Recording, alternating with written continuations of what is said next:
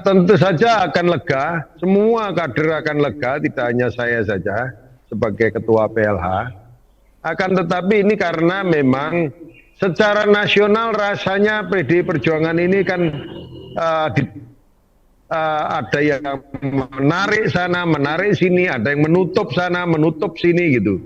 Seakan-akan kita tidak diperkenankan untuk menjadi memiliki calon presiden karena memang harapan mereka banyak partai bukan Pak Ganjar yang dicalonkan tapi yang lain, sehingga mereka juga mempunyai perhitungan tersendiri bagaimana mengungguli daripada calon-calon PDI Perjuangan yang bukan Pak Ganjar. Nah, setelah muncul Mas Ganjar ini, tentu peta politik apakah koalisi besar, apakah koalisi dan lain sebagainya akan berubah. Saya yakin. Ya, kalau nama yang diusung saya tidak kaget.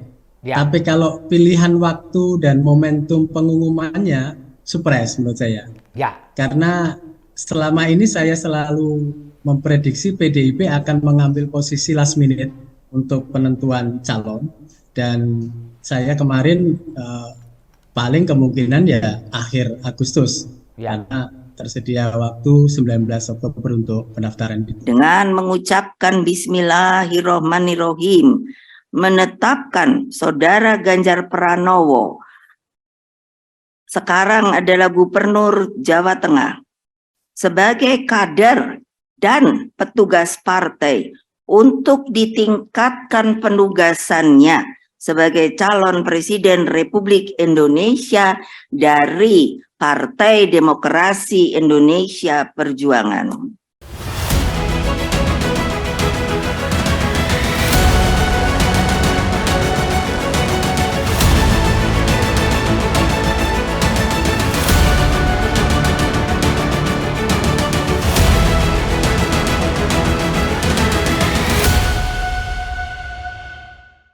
Assalamualaikum warahmatullahi wabarakatuh. Salam damai sejahtera buat kita semua. Om Swastiastu, Namo Buddhaya, dan salam kebajikan. Saya Feby Mahendra Putra, Direktur Pemberitaan Tribun Network. Tribuners, baru saja pada tanggal 21 April 2023, hari ini, tepat hari Jumat, Ketua Umum DPP PDI Perjuangan Megawati Soekarno Putri memberikan kejutan berupa pengumuman mengenai bakal calon presiden dari PDI Perjuangan. Namanya memang sudah tidak asing lagi bagi kita semua. Beliau adalah Gubernur Jawa Tengah Ganjar Pranowo. Dan untuk ngobrolin kejutan pada tanggal 21 April 2024 ini, telah bersama dengan saya Pak Budi Sulistiono yang akrab dipanggil Mas Kanang. Beliau adalah Pelaksana Harian Ketua DPD PDI Jawa Timur dan juga pengamat politik dari Universitas Trunojoyo Madura, Pak Surohim Abdussalam. Saya ingin menyapa dua narasumber kita. Assalamualaikum Mas Kanang. Waalaikumsalam Mas. Ya, saya juga menyampaikan Assalamualaikum Pak Surohim Abdussalam. Waalaikumsalam, Mas Feby. Salam sehat. Terima kasih banyak. Saya mau ke Pak Kanang dulu. Pak Kanang, Anda tadi kan mengikuti rapat lewat virtual yang dipimpin oleh Bu Megawati, pengumuman. Pak Kanang, Anda merasa surprise dan terkejut nggak dengan pengumuman yang disampaikan oleh Ibu Ketua Umum tadi, Pak? Pak Kanang? Ya, jadi gini Mas, kalau surprise Pak, ya, halo. Ya Pak, lanjut. Jadi dengar nggak? Halo. Ya Pak, lanjut. Bisa ya, bisa ya. Bisa. Oke. Nah, kalau bisa ya, oke. Kalau masalah surprise atau keterkejutan tentang pengumuman ini, kalau waktu ya, kalau waktu memang sepertinya Ibu mempercepat lah dari target yang yang direncanakan, yaitu paling lambat atau itu kurang lebih bulan Juni. Ya. Itu kita akan kumpul di sana memperingati Hari Pancasila itu 1 Juni. Nah, Kemudian masalah nama, saya kira walaupun di dalam bahasa tubuh maupun bahasa lisannya Ibu itu tidak pernah kelihatan, tapi dari pengalaman kita ketika Pak Jokowi dan lain sebagainya, Ibu selalu bicara tentang realistisnya keinginan masyarakat. Sehingga dalam hal ini masyarakat jelas melalui survei, melalui langsung dan lain sebagainya, Pak Ganjar memang lebih dikehendaki di dalam masyarakat selain PDI Perjuangan. Maka ini nggak terkejut lah, saya yakin bahwa Pak Ganjar akan direkomendasi sebagai petugas partai pengganti Pak Jokowi ke depan. Kira-kira gitu. Jadi keterkejutan tentang waktu aja lah, kira-kira begitu. Ya, Pak Kanang, Anda sebagai kader PDI merasa lega nggak Pak Ganjar kemudian diberi amanah sebagai bakal calon, Pak? Ya, tentu saja akan lega. Semua kader akan lega, tidak hanya saya saja sebagai ketua PLH. Akan tetapi ini karena memang secara nasional rasanya PDI Perjuangan ini kan ada yang menarik sana, menarik sini, ada yang menutup sana, menutup sini gitu. Seakan-akan kita tidak diperkenankan untuk menjadi memiliki calon presiden karena memang harapan mereka banyak partai bukan Pak Ganjar yang dicalonkan tapi yang lain, sehingga mereka juga mempunyai perhitungan tersendiri bagaimana mengungguli daripada calon-calon PDI Perjuangan yang bukan Pak Ganjar. Nah, setelah muncul Mas Ganjar ini, tentu peta politik apakah koalisi besar, apakah koalisi dan lain sebagainya akan berubah. Saya yakin. Kira-kira begitu. Pak Kanang, tadi selain memberi amanah kepada Pak Ganjar, Bu Mega juga memberi amanah kepada Mbak Puan dan Mas Prananda Prabowo. Buat Mas Kanang ini maknanya apa, Mas? Iya. Tentu saja Mbak Puan yang selama ini disorong juga oleh oleh kader-kader internal kita untuk mencalonkan diri dan lain sebagainya, tentu saja ini adalah sesuatu kehormatan juga ya. Karena Mbak Puan juga tidak hanya mensukseskan Mas Ganjar, tidak hanya kali ini saja ketika gubernur, panglima perangnya, panglima pensuksesnya adalah Mbak Puan sendiri. Sehingga ini saya yakin Mbak Puan sudah tahu karakter daripada Mas Ganjar, karakter pemilih-pemilih Mas Ganjar dan lain sebagainya akan lebih tahu. Itu yang pertama tentang Mbak Puan. Sedangkan Mas Ganjar sendiri, Mas Nanan sendiri, Mas Prananda, beliau sangat pengamat yang baik. Sehingga mereka peneliti yang baik di PDI Perjuangan ini, dia punya tim luar biasa di DPP sana, sehingga ini gabungan antara lapangan Mbak Puan dan tim IT-nya Mas Prananda akan kita gabungkan menjadi satu, jadi kekuatan untuk menjadi tim sukses tidak hanya kepada Mas Ganjar sebagai presiden, tapi PDI Perjuangan sebagai pemenang di hat-trick-nya nanti. Demikian. Ya, Mas Kanang, Bu Mega memilih 21 April pas Hari Kartini. Ini adakah makna di balik itu, Mas Kanang? Ya, kalau saya membacanya tidak hanya makna daripada makna perempuan itu sendiri sebagai simbol kekuatan, simbol kemajuan bangsa ini, tapi justru bagaimana waktu Hari Raya ini menjadi hal yang tepat sekali untuk mendeklarasikan, mengumumkan calon presiden yang memang diharapkan betul oleh seluruh warga masyarakat. Jadi maknanya justru ada di Hari Raya Idul Fitrinya, kalau menurut saya, daripada makna daripada Hari Kartininya. Kira-kira begitu, Mas Feby. Ya, oke, saya ingin bergeser sebentar ke Pak Surokim Abdussalam. Pak Surokim, apakah sama dengan pertanyaan saya pada Mas Kanang tadi, apakah Anda merasa surprise Ibu Mega mengumumkan ini sebelum Juni, bahkan sebelum Agustus, dan bersamaan dengan Hari Kartini, dan Mas Kanang tadi menyebutkan pada saat Idul Fitri. Silakan Pak Abdul Salam. Ya, kalau nama yang diusung saya tidak kaget. Ya. Tapi kalau pilihan waktu dan momentum pengumumannya surprise menurut saya. Ya. Karena selama ini saya selalu memprediksi PDIP akan mengambil posisi last minute untuk penentuan calon, dan saya kemarin paling kemungkinan ya akhir Agustus, Ya. karena tersedia waktu 19 Oktober untuk pendaftaran itu. Nah, dengan majunya pengumuman siapa yang diusung oleh PDIP di bulan April seperti ini, berarti sebenarnya PDIP ingin mencoba membangun koalisi besar. Ya.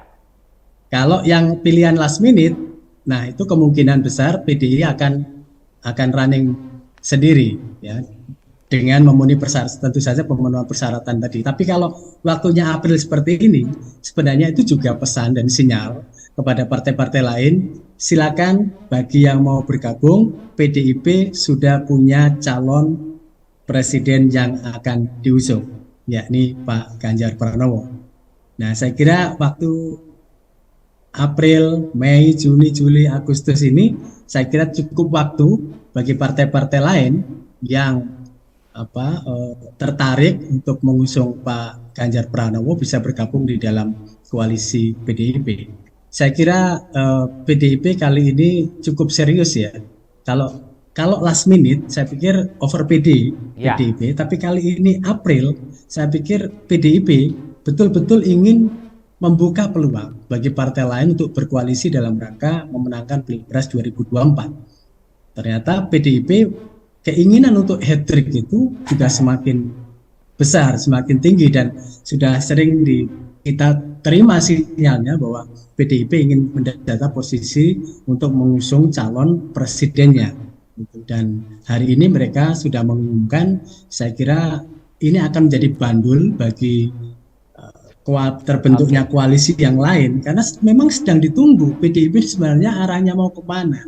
Karena di sana juga ada KIB, ada koalisi perubahan, ada koalisi Indonesia Raya, dan lain-lain. Jadi saya pikir ini akan sangat mempengaruhi konstelasi, dan PDIP sudah mengambil keputusan, dan ini akan mempengaruhi konstelasi apakah KIB akan tetap berjalan sendiri ataukah bergabung dengan PDIP melalui Pak Jokowi, ataukah mungkin bahkan koalisi Indonesia Raya juga akan bergabung dengan PDIP menjadi koalisi besar, akan head to head melawan koalisi perubahan. Saya kira itu masih tersedia cukup waktu sampai bulan Agustus.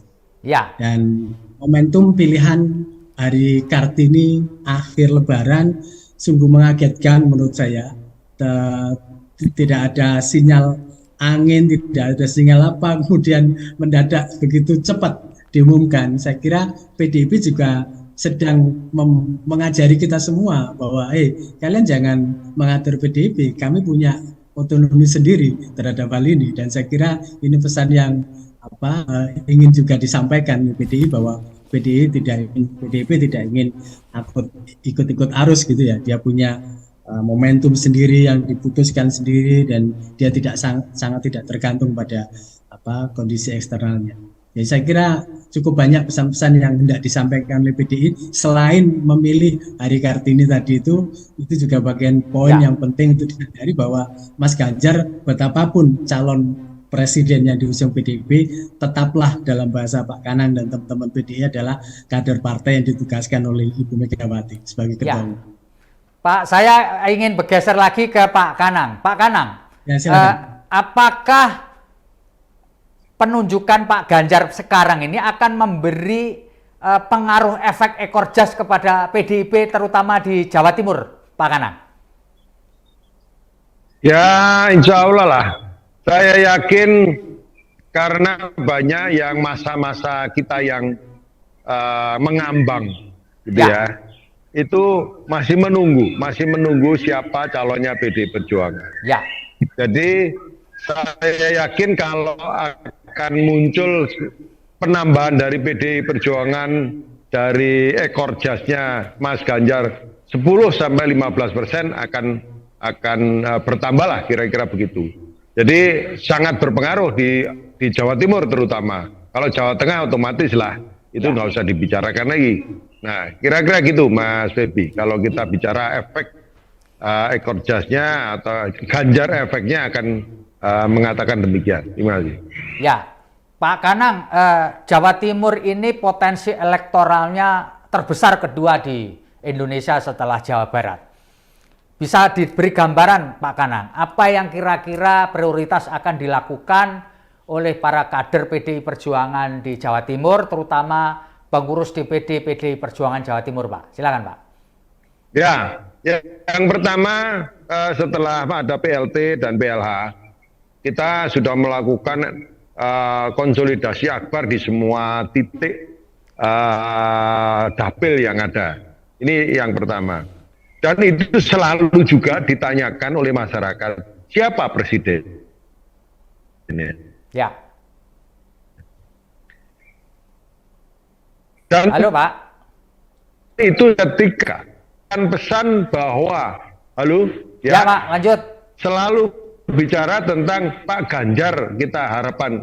Ya, harapan mereka adalah Pak Ganjar untuk bisa direkomendasi oleh partai. Nah, sekarang jawabannya sudah muncul. Tentu saja setelah kita kurang lebih sekarang survei yang sudah kita lakukan sekitar 25% Jawa Timur, ada kemungkinan kita bisa naik menjadi 35% untuk Jawa Timur PDI Perjuangan akibat daripada rekomendasi presiden kepada calon presiden kepada Pak Ganjar ini, sehingga secara automatically bahwa Pak Ganjar memiliki efek tentang bagaimana kita meraih hat-trick itu di Jawa Timur. Kira-kira begitu, Mas Febi. Ya, oke. Saya kembali ke Pak Abdul Salam.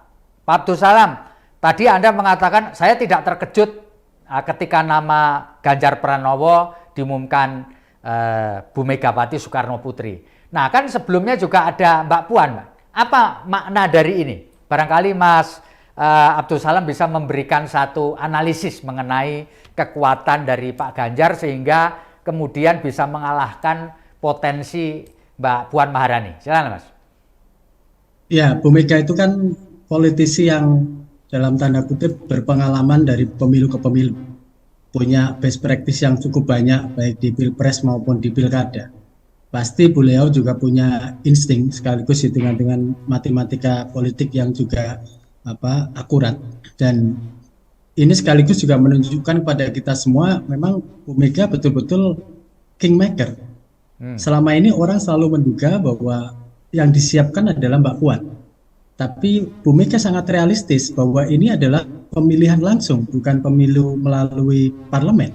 Ya. Kalau pemilu melalui parlemen, memang peluang Mbak Puan akan tinggi, tapi karena ini pemilu dilakukan secara langsung oleh voters Indonesia, maka Bu Mega tetap berhitung tentang potensi elektabilitas itu, dan semua mengakui dan realistis bahwa elektabilitas kader PDIP sejauh ini yang paling top chair di internal PDIP harus diakui memang Mas Ganjar, walaupun kemarin sempat ada insiden World Cup itu.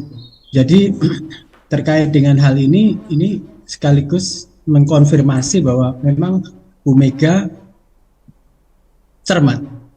Sama dengan ketika Mas Ganjar akan running di Pilgub Jawa Tengah periode kedua.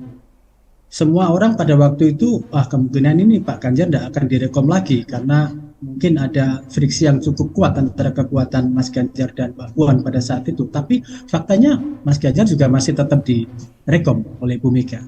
Jadi saya pikir ya ini kembali menunjukkan kepada kita bahwa Bu Mega sebenarnya adalah kingmaker yang sangat realistis, ya, tidak ansih semata-mata untuk kepentingan meneguhkan terah kekuasaan keluarga, tetapi juga mempertimbangkan kepentingan elektoral yang lebih besar. Dan bagi PDIP mendengar aspirasi apa yang selama ini muncul dari hasil-hasil survei, yang dilakukan oleh berbagai lembaga survei memang harus diakui bahwa elektabilitas Mas Ganjar cukup kompetitif jika harus dikompetisikan di Pilpres 2024 jika dibandingkan dengan peluang Mbak Puan yang memang angkanya masih terlalu jauh gitu ya jika dibandingkan dengan Mas Ganjar. Saya kira Pak Kanang DPD PDI Jawa Timur juga patut bersyukur ya, harapannya sudah terpenuhi sehingga lebih memudahkan langkah beliau untuk konsolidasi di Jawa Timur. Tinggal bagaimana cara memaintenance 4 sampai 5 bulan ke depan ini sehingga akan bisa mendapatkan efek ekor jas yang cukup. Tapi saya kira dengan mengusung kader sendiri, kotel efek yang akan diperoleh oleh PDIP akan sangat lebih besar ya jika dibandingkan dengan anggota koalisi lainnya akan bergabung. Dan saya kira arah PDIP mengusung Mas Ganjar itu juga bagian dari cara untuk menguatkan dan meningkatkan kotel efek dari pencapresan ini. Ya, Pak Surohim, beberapa waktu yang lalu Mas Ganjar ini sempat menjadi sorotan di dunia maya setelah beliau menyatakan penolakan terhadap keikutsertaan tim sepak bola Israel dalam World Cup U20. Apakah ini akan berpengaruh pada elektoral Pak Ganjar menurut Pak Surohim? Silakan Pak. Ya, secara teoritis elektoral itu memang. Halo Pak. Dalamnya bisa naik hari ini, bisa turun besok bisa. Jadi kemampuan Pak calon partai untuk memaintenance ya tren positif itu memang harus terus dilakukan. Dan menjadi tantangan yang juga cukup serius bagi PDIP dan juga Mas Ganjar adalah mengembalikan kembali trust dari Gen Z, khususnya milenial yang kemarin sempat terluka akibat cancelnya World Cup di Indonesia. Tapi saya kira kita sebenarnya PDIP masih cukup tersedia waktu ya untuk melakukan komunikasi, untuk lebih proaktif lagi untuk menyamakan frekuensi dengan Gen Z Indonesia, dengan netizen Indonesia. Karena di balik kekerasan netizen Indonesia, kalau netizen Indonesia itu bisa dijawab dengan itikat yang baik, pendekatan yang tepat, saya kira Mas Ganjar masih punya peluang untuk kembali pulih ya bersama dengan netizen Indonesia. Walaupun saya katakan itu juga perkara yang tidak mudah. Ya, kemarin saya sempat menulis tentang cancel culture itu menjadi catatan bagi semuanya, politisi, pejabat publik untuk terus berhati-hati karena jumlah netizen kita signifikan untuk pemilu 2024 dan itu harus betul-betul diperhatikan agar fenomena cancel culture itu tidak menimpa ya partai politik, tidak menimpa pejabat publik, termasuk juga tidak menimpa para politisi kita. Sehingga menyamakan frekuensi dengan apa yang ada di habit dan pikiran Gen Z Indonesia, netizen Indonesia itu juga menjadi penting, saya kira untuk digarap secara serius. Saya kira PDIP juga punya tim untuk itu dan mestinya bisa menyadari bahwa tim itu seharusnya sudah bisa bergerak ke arah sana untuk kembali memulihkan kepercayaan, kendati ceruk suara itu mungkin 17%, tapi akan cukup signifikan pengaruhnya ketika kita ingat teori tentang snowballing politics itu, bahwa itu bisa membesar jika kemudian tidak ditangani secara serius. Saya pikir catatannya di sana.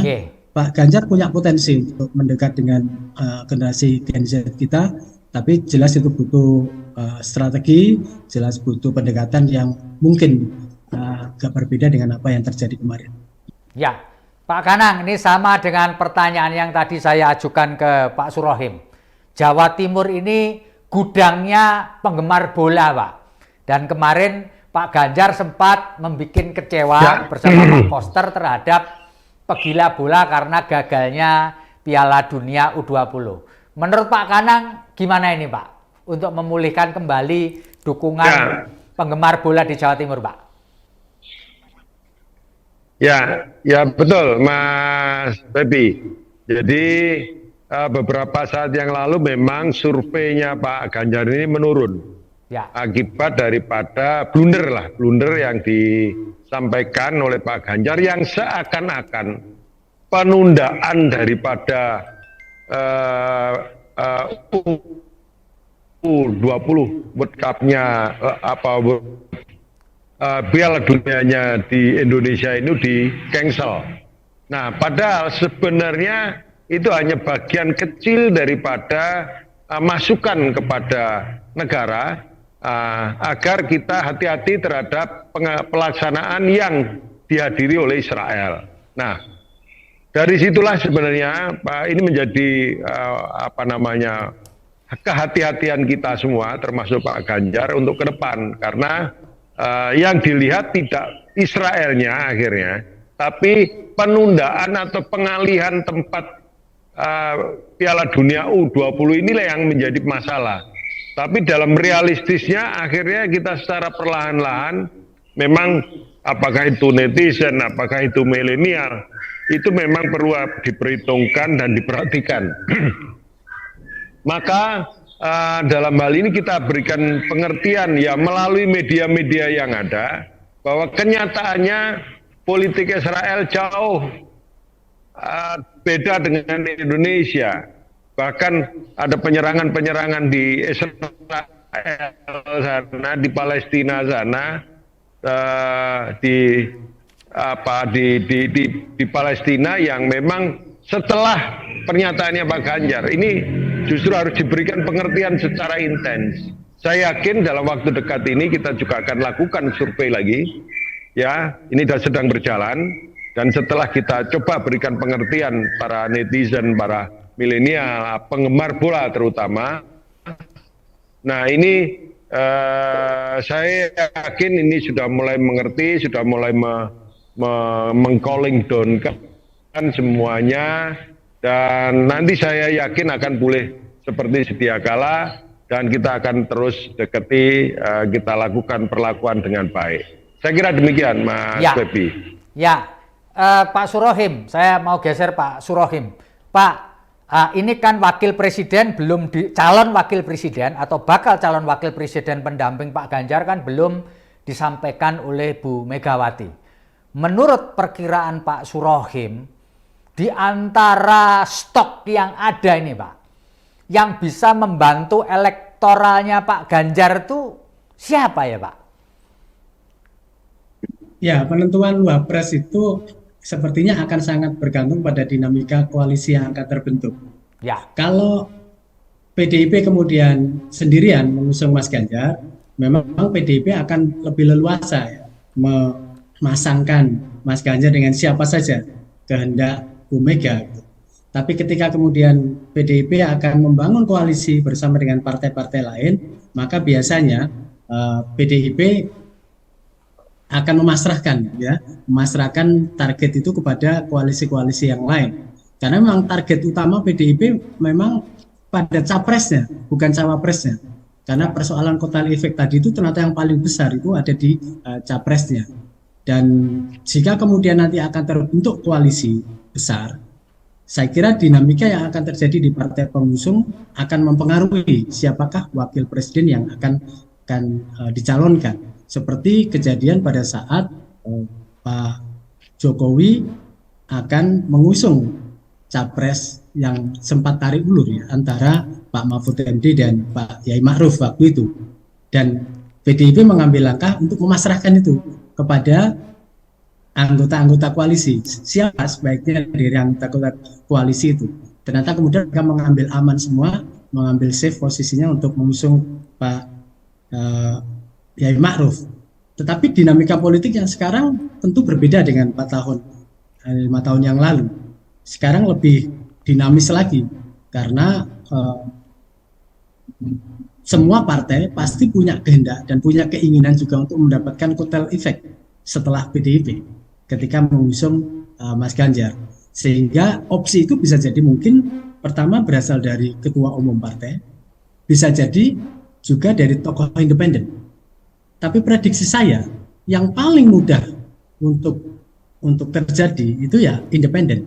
Karena betapapun setiap partai pasti punya ego kepentingan partai-partainya. Maka jalan tengah untuk mengusung wakil dari calon independen saya kira akan lebih mudah.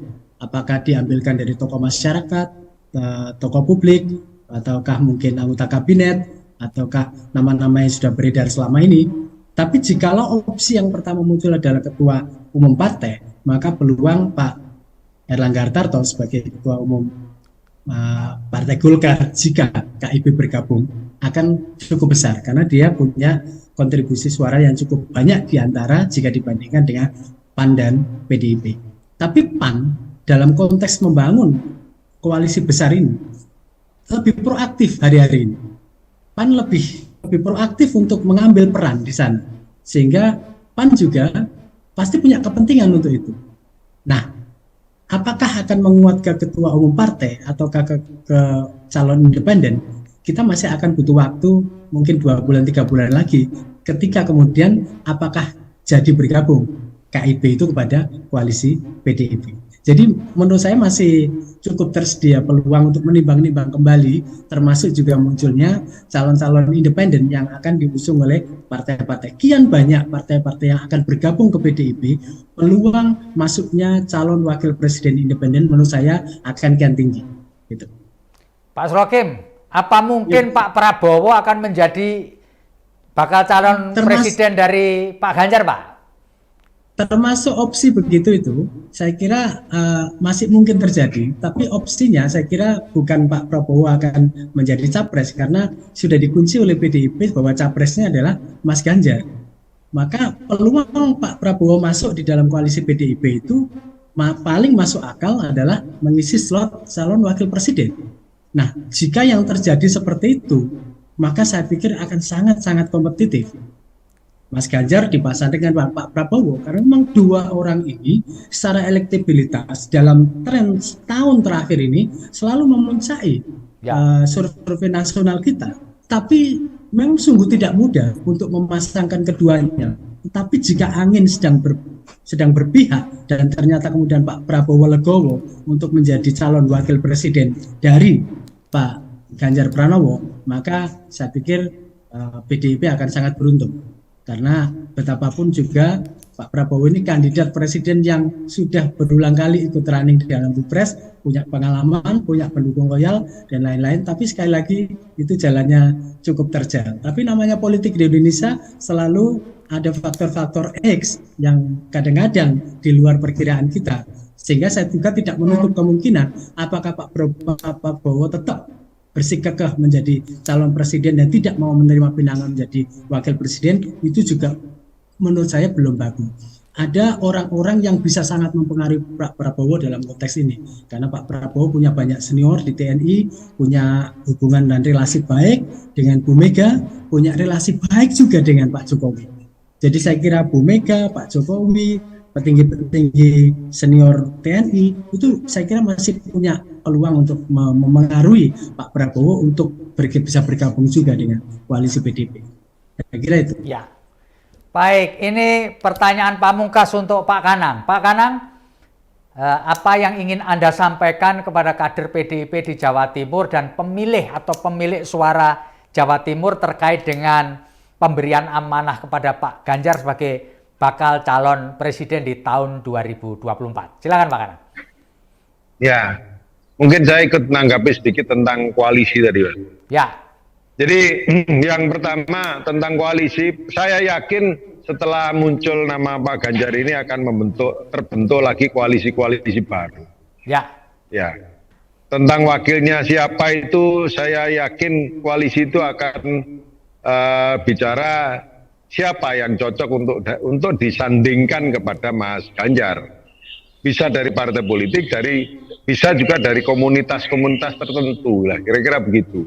Ya. Nah, itu yang kira-kira tentang koalisi ini akan muncul lah, kira-kira pasti. Koalisi yang lalu ya bisa saja itu langsung klik, tapi yang sudah terkunci adalah presidennya Mas Ganjar. Itu pasti terkunci, tidak bisa di UT-UT lah, kira-kira demikian. Nah, kemudian kepada teman-teman saya yang di Jawa Timur, keputusan bahwa calon presiden sudah clear, bahwa Mas Ganjar menjadi bakal calon presiden yang pasti dari PD Perjuangan, maka ini perlu disosialisasi lebih tajam lagi, lebih detail lagi, lebih mikro lagi kepada seluruh masyarakat di lingkungan masing-masing. Kemudian ini menjadi spirit kita, bagaimana hat-trick itu akan lebih dekat dengan kita semua. Ini harapan kita. Sedangkan wakil itu kita menunggu. Tentu saja ini biasanya ya di injury time lah tentang wakil ini semua. Nah, maka konsolidasi kita itu segera kita lakukan, semuanya ya, Mas Febri, bahwa kita segera konsolidasi internal kita lebih tajam lagi. Kita sosialisasi tentang Mas Ganjar ini, sekaligus kita menata para caleg-caleg kita, sehingga caleg kita secara otomatis akan satu tarikan napas dengan calon presiden. Ya. Kira-kira demikian. Baik, terima kasih saya sampaikan kepada Pak Budi Sulistiono atau yang akrab dipanggil Mas Kanang, PLH Ketua DPD PDI Jawa Timur, dan pengamat politik dari Universitas Trunojoyo Madura, Pak Surohim Abdul Salam. Terima kasih. Moga-moga ngobrol kita akan memberi manfaat buat para pemirsa. Sekali lagi terima kasih. Saya pamit mohon diri. Assalamualaikum warahmatullahi wabarakatuh. Salam damai sejahtera buat kita semua. Om Santi Santi Om. Namo Buddhaya. Salam kebajikan, rahayu, dan jangan lupa tetap bahagia.